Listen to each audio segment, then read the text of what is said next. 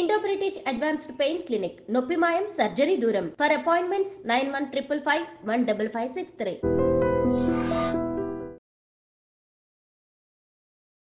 అందరికీ నమస్కారం. నేను Swarupa Potlapalli. Welcome to I dream.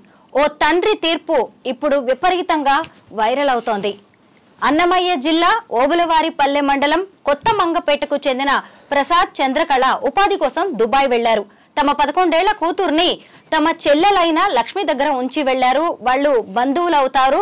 అయితే ఆ లక్ష్మి తండ్రి 60 ఏళ్ల ఆంజనేయులు ఆ 11 ఏళ్ల పాప మీద అత్యాచారానికి పాల్పడ్డారు. పోలీసులకు కంప్లైంట్ చేసిన వారి దగ్గర నుంచి పెద్దగా రిజల్ట్ రాకపోవడంతో పాప తండ్రి కువైట్ నుంచి వచ్చి మరి ఆ వృద్ధుణ్ణి లేపేసి వెళ్లి ఆ తర్వాత సెల్ఫీ వీడియో తీసి మరి సోషల్ మీడియాలో పోస్ట్ చేశారు. అసలు 60 ఏళ్ల వృద్ధుడు 11 ఏళ్ల అమ్మాయి మీద లైంగిక దాడికి పాల్పడ్డం ఏంటి, పోలీసులు సరిగా రెస్పాండ్ కాలేదని తండ్రి ఓ హత్యకు పాల్పడ్డం, వీటన్నిటి మీద కూడా ఇప్పుడు చర్చ జరుగుతుంది. ప్రస్తుతం నాతో పాటు ఆస్ట్రో సైకాలజిస్ట్ ఎస్వి నాగనాథ్ గారు ఉన్నారు. ఆయనతో మాట్లాడదాం. నమస్తే నాగనాథ్ గారు. మీరు చూశారు కదా ఈ కేసు. అసలు అంత పెద్ద వయసు వ్యక్తి, చిన్నపిల్ల, అది కూడా మనవరాలు అవుతుంది, నిద్రపోతున్న పాప మీద లైంగిక దాడికి పాల్పడ్డాడు. అసలు ఆ సైకాలజీని మనం ఎలా చూడాలి? అంటే మీరు చెప్పిన దాంట్లో 2-3 కోణాలు ఉన్నాయండి. ఒకటి సామాజిక పరమైంది, ఒకటి మానసిక పరమైంది. సామాజిక పరమైన అంశం ఏంటంటే ఈ కేసులో పోలీసులని ఎవరైనా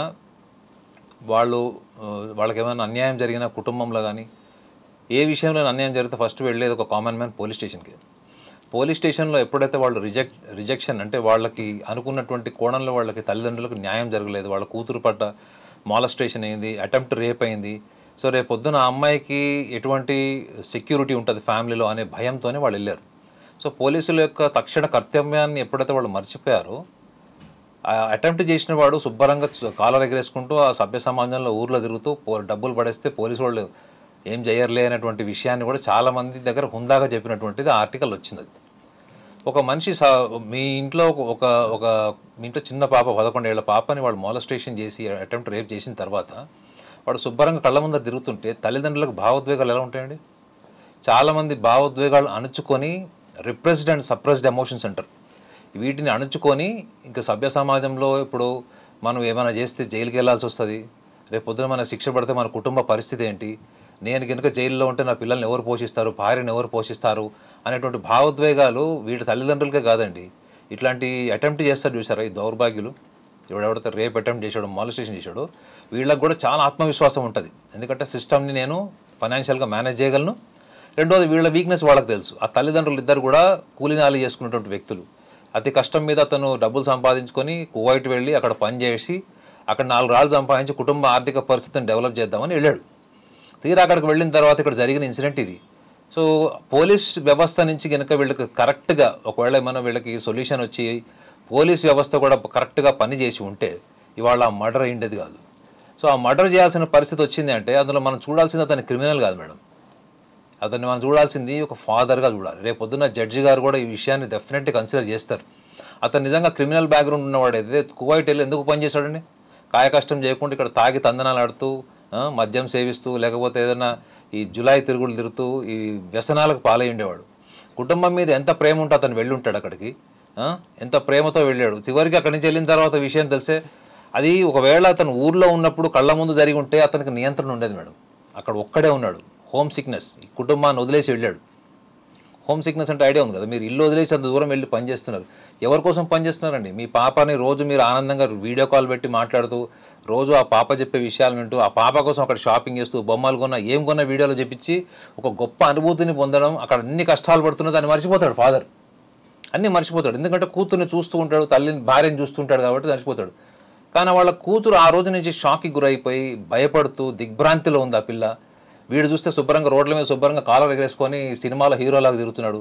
పోనీ వ్యవస్థ అక్కడ ఏముంది? పోలీస్ వ్యవస్థ ఫెయిల్ అయింది అక్కడ, వీడిని శిక్షించడంలో ప్రతిఘటించడంలో కూడా ఫెయిల్ అయింది. సో వాడికి ఉన్న ఆధారం ఏంటి?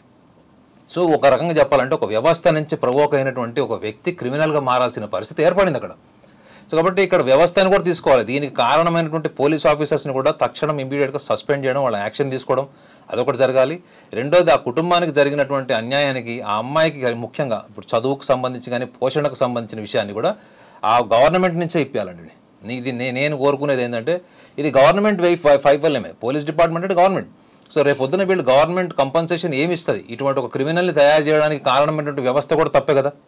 క్రైమ్ చేయడం తప్పైతే క్రైమ్ని ప్రోత్సహించి ఒక వ్యక్తిని ఉన్నటువంటి క్రిమినాలిటీని బయటికి తీసుకొచ్చి అతన్ని ఒక క్రిమినల్గా చేసి రేపు పొద్దున అతను జైలు శిక్ష అనుభవించి వచ్చిన తర్వాత వీడు జైలుకి వెళ్ళి వచ్చాడు, మర్డర్ చేశాడని అంటారు తప్ప వాళ్ళ కూతుర్ని మాలస్టేషన్ చేశాడన్న కేసు మర్చిపోతారు మేడం అందరూ. సో కాబట్టి ఇందులో సోషలాజికల్ ఇష్యూ ఏంటంటే వ్యవస్థ ఫెయిల్ అవ్వడం అయితే, సైకలాజికల్ ఫ్యాక్టర్ ఏంటంటే ఒక ఫాదర్గా తన మనోభావాన్ని తట్టుకోలేకపోయాడు. అతనిలో నిజాయితీ కూడా ఉంది ఏంటంటే అతను ఆ వీడియోని పోస్ట్ చేశాడు. ఆ వీడియో పోస్ట్ చేయకపోతే అది మిస్టీరియస్ డెత్ కింద ఉండేది, ఎవరు చంపారో తెలియదు, మిస్టీరియస్ డెత్ కింద ఉండేది. కాబట్టి అతనిలో ఎంతో అంత రిఫ్లెక్షన్ ఉంది మేడం, రిఫ్లెక్షన్ ఉంది, హానెస్టీ ఉంది, and is very very very obedient father, is a obedient husband.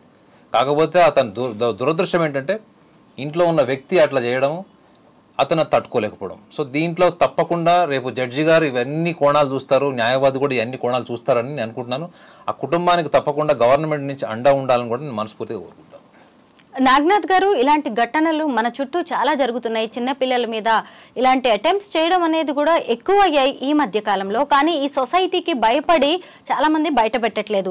ఈ పిల్ల తల్లి చంద్రకళ వెళ్లి మరీ పోలీస్ స్టేషన్ లో కేసు పెట్టింది. పోలీసులు లీగల్ గా వెళ్లి ఉంటే ఈరోజు ఒక మర్డర్ వరకు ఇష్యూ వచ్చేది కాదు కదా. ఎందుకు మన సొసైటీకి ఎంత ప్రయారిటీ ఇవ్వాల్సి వస్తోంది? ఒకవైపు తప్పు చేసిన వ్యక్తి అలా తిరుగుతున్నాడు, ఇక్కడ వీళ్ళు ఈ బాధని భరించాల్సి వస్తోంది కదా. అంటే ఒకటి మిడిల్ ఏజ్ క్రైసిస్ అని ఒకటి ఉంటుంది మేడం. మిడిల్ ఏజ్ క్రైసిస్ ఏంటంటే ఇప్పుడు ఎవడైతే రేప్ అటెంప్ట్ చేశాడో, ఆ అమ్మాయిని మాలస్టేషన్ చేయడానికి ట్రై చేశాడో, వాళ్ళకి ఇది కేవలం ఇవాళ రాత్రి ఆ అమ్మాయి పడుకున్నప్పుడు వచ్చినటువంటి ఆలోచన కాదండి. ఇది ఒక రిప్రెస్డ్ సప్రెస్డ్ ఎమోషన్స్ అంటారు అన్నమాట. అంటే మీరు భావోద్వేగాల్ని మీరు ముఖ్యంగా టీనేజ్లో కానీ యంగ్ ఏజ్లో కానీ మీరు అణుచుకున్నటువంటి కొన్ని కోరికలు ఉంటాయి. ఈ కోరికలన్నీ కూడా వాళ్ళు ఒక మిడిల్ ఏజ్ క్రాస్ అయిపోతారు, 40 to 60 years మధ్యలో ఇటువంటి అవకాశాలు వచ్చినప్పుడు వీటిని తీర్చుకునేటువంటి సాహసం చేస్తారు. అదొక పెక్యులియర్ మైండ్ సెట్. ఇది మనం ఏదైతే మనము మిడిల్ ఏజ్ క్రైసిస్ అంటామో ఇది సైంటిఫికల్ ఫ్యాక్ట్ కాదు, ఒక జనరల్ టర్మ్ ఇది. అంటే మనం సభ్య సమాజంలో జరుగుతున్న వాటిని బేస్ చేసేటువంటి ఒక అనాలిసిస్ ఇది. కానీ ఇది చాలా మందికి ఉందండి. ఇది మీకు ఒక 10 మందిలో 8 మందికి కూడా ఈ మిడిల్ ఏజ్ వచ్చిన తర్వాత ఈ మిడిల్ ఏజ్ క్రైసిస్ అని ఒకటి ఉంటుంది అనమాట. చూడండి, చాలామంది వాళ్ళు 40 ఏళ్ళు దాటిన తర్వాత కూడా వాళ్ళు 20 ఏళ్ళ వాళ్ళకి కనపడడానికి ట్రై చేస్తారు. 60 ఏళ్ళు వచ్చినా కానీ వాళ్ళు ఇంకా టీనేజర్లా ఉండడానికి ట్రై చేస్తారు. అది ఒక మైండ్ సెట్ అయితే మిడిల్ ఏజ్ క్రైసిస్లో ఐడెంటిటీ కోసం, ఫైనాన్సెస్ కోసం చేసేదైతే ఇది ప్లెజర్ కోసం చేస్తారు వీళ్ళు. ఈ మధ్య అంటే మిడిల్ ఏజ్ వచ్చిన తర్వాత టీనేజ్లో వాళ్ళు జీవిత భాగస్వామితోనే చట్టపరంగా ఉండాలన్నటువంటి కొన్ని ఆలోచనలు కూడా చట్టాన్ని కూడా అధిగమించి చట్టాన్ని కూడా చేతిలోకి తీసుకున్నటువంటి ప్రక్రియలు ఉంటాయి. సో వీళ్ళకి కాన్సిక్వెన్సెస్ తెలిసి చేస్తారా తెలియక చేస్తారా అంటే వీళ్ళ కాన్సిక్వెన్సెస్ తెలిసే చేస్తారు వీళ్ళు. ఇప్పుడు చూడండి, డబ్బులు పారేసి పోలీస్ వ్యవస్థను మేనేజ్ చేశాను అని ఆ ఊర్లో అతను చెప్పుకొని తిరిగాడు. అంటే అక్కడ వ్యవస్థను కూడా స్టడీ చేశాడు కదా. నేనేమైనా చేసినా దాన్ని పాసిఫై చేసుకుంటా, ఏదో ఇంట్లో వాళ్ళందరి ముందర కాళ్ళు పట్టుకొని క్షమాపణ కోరుకొని నేను మళ్ళీ చేయను, లేదో ఆవేశంలో జరిగిపోయిందని చెప్పి ఒక కంటి తోడుపు మాట కింద చెప్పుకొని, లేదా అక్కడి నుంచి దాటిపోయి ఆ స్టేజ్ కూడా దాటిపోయి పోలీస్ స్టేషన్కి వెళ్ళింది, అక్కడ 4 దెబ్బలు పడతాయి, రేపు పొద్దున్న ఎఫ్ఐఆర్ అవుతుంది అనుకున్నప్పుడు అక్కడ పోలీస్ వ్యవస్థను మేనేజ్ చేసి చివరికి పోలీస్ స్టేషన్లో కూడా ఇలా ఇది కాంప్రమైజింగ్ ఇష్యూ కింద చర్చ జరిగినటువంటిది పేపర్లో వచ్చింది. ఇంత దురదృష్టం అండి ఇది. పోలీస్ డిపార్ట్మెంట్లో అక్కడ లోకల్ పోలీస్ స్టేషన్లో కూడా ఎందుకు ఇది రోడ్డు మీద లాగుతూ అనవసరంగా రేపు పొద్దున్న రచ్చ అవుతుంది, రోడ్డు మీదకి వస్తుందని చెప్పి వాళ్ళు సలహా ఇచ్చి పంపించారని పేపర్లో వచ్చింది. సో ఇదంతా కూడా ఒక మిడిల్ ఏజ్ క్రైసిస్లో ఉన్నటువంటి చాలా మందికి ఉన్నటువంటి మేధస్సు. ఎందుకంటే మీకు టీనేజ్లో ఉన్నప్పుడు డబ్బులు ఉండవు మేడం, మీకు కోరిక తీర్చుకోవాలి అనుకున్నప్పుడు డబ్బులు ఉండవు. అదే మీకు 40 ఏళ్ల వయసులో మీకు గ్యారెంటీ ఎంతో అంత ఇన్కమ్ ఉంటుంది. అప్పటికి మీకు ఆ టీనేజ్లో ఉన్నటువంటి ఎనర్జీ ఉండదు, ఆ టీనేజ్లో ఉన్నటువంటి ప్యాషన్ ఉండదు, అసలు ఎబిలిటీ కూడా ఉండదు మేడం. ఫస్ట్ ఆఫ్ ఆల్ వీళ్ళు ఇలా రేపులు మాలస్టేషన్ చేస్తారు కదా, వీళ్ళకి అసలు అంత ఎబిలిటీ పొటెన్షియల్ ఉంటుంది అంటే అది కూడా ప్రశ్నార్థకమే. కానీ అక్కడ చిన్నపిల్ల మీద ఎందుకు చేశాడు, ఒక వయసులో ఉన్న మీద ఎందుకు చేయలేదు? వయసులో ఉన్న మీద చేస్తే ప్రతిఘటిస్తుంది, చిన్నపిల్ల భయపడుతుంది, లొంగిపోతుంది అన్నటువంటి ఆత్మవిశ్వాసం. ఇది పూర్తి అవగాహనతో చేసినటువంటిది. దీన్ని మిడిల్ ఏజ్ క్రైసిస్ అంటారు. ఇది చాలామంది సభ్య సమాజంలో మీరు అన్నట్టు ఒక ఏజ్ దాటిపోయిన తర్వాత ఇవన్నీ ఎందుకు ఎక్స్పెరిమెంట్ చేస్తున్నారంటే it is a kind of illness, it is kind of mental illness. అంటే సిచ్యువేషన్ని హ్యాండిల్ చేయగలను, రేపు పొద్దున ఏమైనా సీరియస్ కాన్సిక్వెన్సెస్ వస్తే కూడా దాన్ని ఫేస్ చేస్తాను. సోషల్ గిల్ట్ ఉండదు వీళ్ళకి. పోలీస్ స్టేషన్కి వెళ్ళాడు, ఇంత జరిగింది, సావుకు ముందు ఏమైనా గిల్ట్ ఉందా? సోషల్ గిల్ట్ లేదు. డబ్బులు ఉన్నాయనుకోండి, వ్యవస్థను కూడా మేనేజ్ చేస్తారు. మరి ఇంత జరుగుతున్నా కానీ ఇలాంటి వ్యక్తులు ముఖ్యంగా చిన్న పిల్లల మీద మాలస్టేషన్ చేయడం అన్నది అది నిజంగా పోలీస్ యంత్రాంగం ఇటువంటి కేసెస్ వచ్చినప్పుడు, ఇది ఒక కేసు వెలుగులోకి వచ్చింది, ఇట్లా ఎన్ని కేసులు, ఎన్ని వందల కేసులు రేప్ అటెంప్ట్ జరిగినవి, మాలెస్టేషన్ జరిగినవి, కుటుంబంలోనే కాంప్రమైజ్ అయిపోయి సెట్ చేసుకునేవి కొన్ని లక్షలు ఉన్నాయి భారతదేశంలో. నాగనాథ్ గారు తన కూతురు మీద జరిగిన దాడిని తట్టుకోలేక ఆ తండ్రి కువైట్ నుంచి వచ్చి మరి మామను చంపేయడాన్ని మీరు కరెక్ట్ అన్నారు. ఓ ఫాదర్ యాంగిల్లో చూసినప్పుడు అది తప్పేమీ కాదు అన్నారు. కానీ లీగల్గా అది చాలా తప్పు కాదు కదా. ఓ తండ్రి వ్యవహరించాల్సిన విధానం అది కాదు, లీగల్గా ప్రొసీడ్ అయ్యి ఉండాల్సింది అనే దానికి మీరు ఇచ్చే సమాధానం? ఇప్పుడు ఎవ్రీ ఇండివిజువల్కి ఒక కాన్స్టిట్యూషన్ ఉంటుంది మేడం. నేను ఇందాక కూడా చెప్పాను ఏంటంటే, అతని ప్లేస్లో ఇంకొక తండ్రి ఉంటే కాంప్రమైజ్ అయిపోయి బాధపడి లోపల మదన పడిపోయి, ఎందుకంటే తనే ఫాదర్ ఇంటికి బ్రెడ్ అండ్ బటర్ సోర్స్ కాబట్టి అలా ఉంటాడు. సో అట్లాంటప్పుడు వాళ్ళ ఫాదర్ రోల్ ఏముంటుంది అంటే అది మళ్ళీ ఇండివిజువల్ని బేస్ చేసి ఉంటుంది. మీరు అనుకోకండి ఇట్లాంటి ఫాదర్స్ చాలామంది కాంప్రమైజ్ అయిపోయి ఇల్లు ఖాళీ చేసి ఊరోలేసి వెళ్ళిపోయిన వాళ్ళు, ఆ కుటుంబానికి దూరమైన వాళ్ళు కూడా చాలామంది ఉంటారు. నేను కొన్ని సెమినార్స్లో వాటిల్లో కూడా ఇట్లా మొలెస్టేషన్ అయిన వాళ్ళని కూడా నేను చూశాను. వాళ్ళందరూ ఏం చేశారు, ఎక్కడైతే ఏరియాలో మొలెస్టేషన్ అయిందో పాపకి ఆ ఏరియా ఖాళీ చేసి వెళ్ళిపోయారు, వేరే ఊర్లలో బతుకుతున్నారు వాళ్ళందరూ కూడా. అందులో డైలీ కూలీ వాళ్ళు ఎక్కువ ఉంటారు, లేబర్ వాళ్ళు, డైలీ కూలీ వాళ్ళు అందరూ ఎక్కువ ఉంటారు. వాళ్ళు ఎవరితో ఫైట్ చేస్తారు? వాళ్ళ దగ్గర ఫైట్ చేయకుండా డబ్బులు ఎక్కడ ఉంటాయి చెప్పండి. మెయిన్ థింగ్ ఏంటంటే ఇక్కడ poverty issue madam, poverty issue. రెండోది ల్యాక్ ఆఫ్ ఎడ్యుకేషన్. వాళ్ళ కనీసం పోలీస్ స్టేషన్కి వెళ్ళి ఎఫ్ఐఆర్ ఇవ్వాలనేటువంటి కనీస అవగాహన కూడా వాళ్ళకి తెలిసి ఉండదు.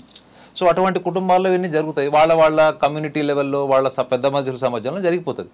కానీ ఈ విషయంలో మాత్రం ఫాదర్ దాన్ని చాలా సీరియస్గా తీసుకుంది. ఎందుకు అంటే అతను బేసిక్ నేచర్ ఏంటంటే అతను కొంచెం జీవితంలో కష్టపడి పైకి రావాలి అనేటువంటి ఒక పట్టుదల, ఆ కార్యదక్షత ఉంది చూడండి, ఆ డిసిప్లైన్ ఉంది.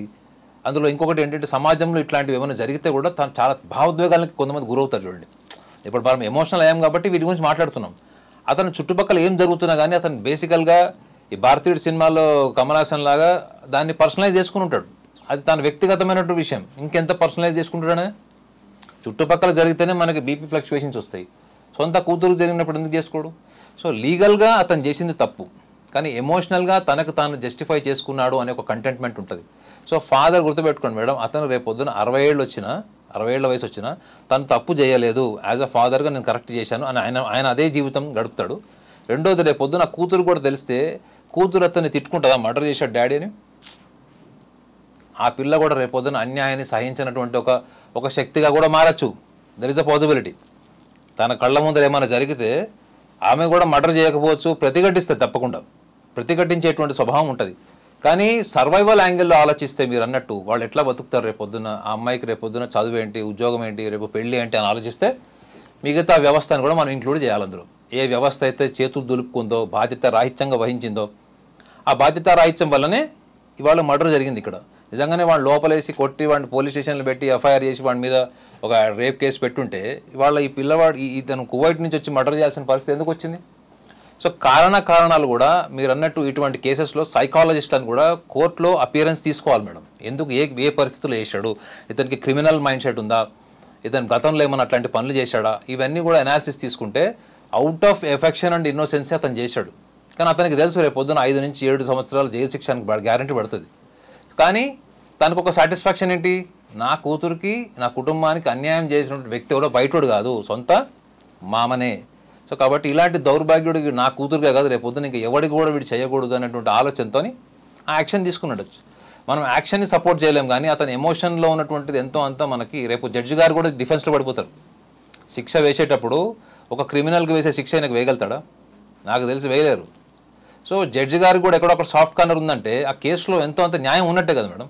మనం చంపండి అందరినీ అని మనం చెప్పట్లేదు, బట్ దెర్ ఇస్ ఎమోషన్. ఎక్కడో పోయి కువైట్లో పని చేసుకునేవాడిని ఇండియాకి పిలిపించి మర్డర్ చేసే స్థాయి ఎందుకు వచ్చింది అక్కడ?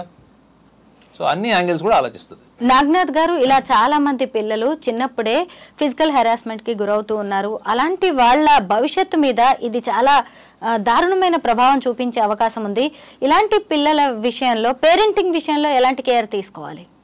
ఇది ఈ పాపకు జరిగింది, దాన్ని పోస్ట్ ట్రామాటిక్ స్ట్రెస్ డిజార్డర్ అయ్యే ఛాన్స్ ఉంటుంది madam. Post traumatic stress disorder అయ్యే ఛాన్స్ ఉంటుంది. ఎందుకంటే చాలామంది మొలెస్టేషన్ అయిన వాళ్ళు, ఇట్లాంటి అబ్నార్మల్ ఇన్సిడెంట్స్ లైఫ్లో ఫేస్ చేసిన వాళ్ళు జీవితకాలం అది మర్చిపోలేరు. దాన్నే పోస్ట్ ట్రామాటిక్ అంటారు. గతంలో జరిగిపోయింది వాళ్ళకు దిగ్భ్రాంతికరమైనటువంటి జ్ఞాపకం కింద మారుతుంది. సో ఇటువంటి వాళ్ళకి జనరల్గా కౌన్సిలింగ్ అవసరం ఉంటుందండి. అంటే వాళ్ళు ఏ మగవాళ్ళైనా దగ్గరకు వచ్చినా, ఆ వయసులో వాళ్ళు దగ్గరకు వచ్చినా వచ్చిన ఏమవుతుంది అప్పుడు వీళ్ళకి ఆ నర్వస్నెస్ పానిక్నెస్ స్టార్ట్ అయ్యి ట్రిమ్మర్స్ వస్తాయి, వైలెంట్గా తయారవచ్చు, లేదా డిప్రెషన్లో కూడా పోవచ్చు. మీరు అపరిచితుడు అని ఒక సినిమా చూసారా? ఆ అపరిచితుడు సినిమా యొక్క మూలం స్టోరీ ఏదైతే ఉందో అది లండన్లో ఇక్కడ యూరోప్లోనే ఇక్కడ ఒక ఫాదర్ వల్ల molestation number of times molestation అయిపోవడం వల్ల ఆ అమ్మాయి ఒక రిహాబ్లో ఉంది. ఆ అమ్మాయికి ఈ స్ప్లిట్ పర్సనాలిటీ లాంటి లక్షణాలు వస్తే ఆమె రిహాబ్లో పెట్టారు. ఆ అమ్మాయిని కౌన్సిలింగ్ చేయడానికి వెళ్ళినటువంటి ఆ ఫాదర్ ఏజ్ వాళ్ళందరినీ ఆమె కొట్టడం స్టార్ట్ చేసింది. ఆమె మీద మొత్తం ఇన్వెస్టిగేషన్ చేసిన తర్వాత తెలిసింది ఏంటంటే ఆ అమ్మాయి నెంబర్ ఆఫ్ టైమ్స్ చిన్నప్పుడు మాలెస్టేట్ అయింది ఫాదర్ వల్ల. సో ఆ స్ప్లిట్ పర్సనాలిటీని ఆ అపరిచితుడు సినిమాలో కొంచెం డ్రామటైజ్ చేసి మన ఇండియన్ ఎమోషన్స్కి అనుగుణంగా ఒక సినిమా తీశారు. ఆ అమ్మాయి ఇన్సిడెంట్ని బేస్ చేసుకుని ఒక నావల్ రాశారు అక్కడ. ఆ నావల్ ఇన్స్పిరేషన్ మూవీ. సో దీన్ని బట్టి చూడండి, బాల్యంలో జరిగినటువంటి చాలా ఇన్సిడెంట్ని మనుషులు మర్చిపోరు. దాన్నే పోస్ట్ ట్రామాటిక్ స్ట్రెస్ డిజార్డర్ అంటారు. ఇట్లాంటి వాళ్ళు చాలామందికి ఏంటంటే కౌన్సిలింగ్ కూడా అవసరం ఉంటుందండి. అందరు మగవాళ్ళు అట్లా ఉండరు. నీకు జరిగిన దాన్ని నువ్వు ఎలా తీసుకోవాలి, నెక్స్ట్ అలాంటివి జరగకుండా నువ్వు ఏమేమి జాగ్రత్తలు తీసుకోవాలంటూ ఆత్మవిశ్వాసం పెంచకపోతే అది వాళ్ళకి జీవిత భాగస్వామి వచ్చినా రేపొద్దున ఎవరి దగ్గరకు వచ్చినా ఒక ఫియర్ ఫ్యాక్టర్, నర్వస్నెస్, ట్రిమ్మర్స్ వచ్చే ఛాన్స్ ఉంటుంది. భయాందోళనకు గురి అయిపోతారు, పబ్లిక్లో కలవరు, సోషల్ లైఫ్ దూరం అయిపోతారు వాళ్ళు. సో ఇటువంటి లక్షణాలన్నీ చాలా ఉంటాయి వాళ్ళకి. సో వాళ్ళ విషయంలోనే ఇట్లాంటి వాళ్ళకి జరిగినటువంటి ఈ ఇన్సిడెంట్స్ వల్ల కూడా సభ్య సమాజంలో చాలామంది మగవాళ్ళు కూడా ఒక దుర్మార్గుల లిస్టులోకి పెడతారు వాళ్ళని. అందరు మగవాళ్ళు ఇట్లా అనేటువంటి ఒక జనరలైజ్డ్ ఒపీనియన్కి వచ్చేస్తారు వాళ్ళు. సో ఇట్లాంటి వాటిని మనం పేరెంట్స్ కూడా అట్లాంటి మాలెస్టేషన్ జరిగిన వాళ్ళకి చాలామంది వాళ్ళని కౌన్సిలింగ్కి తీసుకురావాలి, కానీ తీసుకురారు. ఎందుకంటే వాళ్ళు అదొక స్టిగ్మా కింద, ఒక గిల్ట్ కింద తీసుకుంటారు. మా అమ్మాయికి ఇట్లా జరిగిందంటే అవతల వాళ్ళు ఏం ఊహించుకుంటారు, అక్కడ జరిగింది ఒకటి ఉంటుంది, వీళ్ళు ఊహించుకొని ప్రచారం చేసేది ఒకటి ఉంటుంది. కాబట్టి చాలామంది పేరెంట్స్ ఇట్లా మాలెస్టేషన్ జరిగితే వాళ్ళు తీసుకురారు కౌన్సిలింగ్. తండ్రి ప్రేమని అందరూ ఓకే అని చెప్పి సమర్థిస్తున్నా కానీ చట్టాన్ని చేతిలోకి తీసుకోవడం అనేది కరెక్ట్ కాదు. ఏదైనా సరే న్యాయపరంగా న్యాయమైన దారిలో నడిస్తేనే అది రైట్ అవుతుంది. థ్యాంక్ యూ నాగనాథ్ గారు.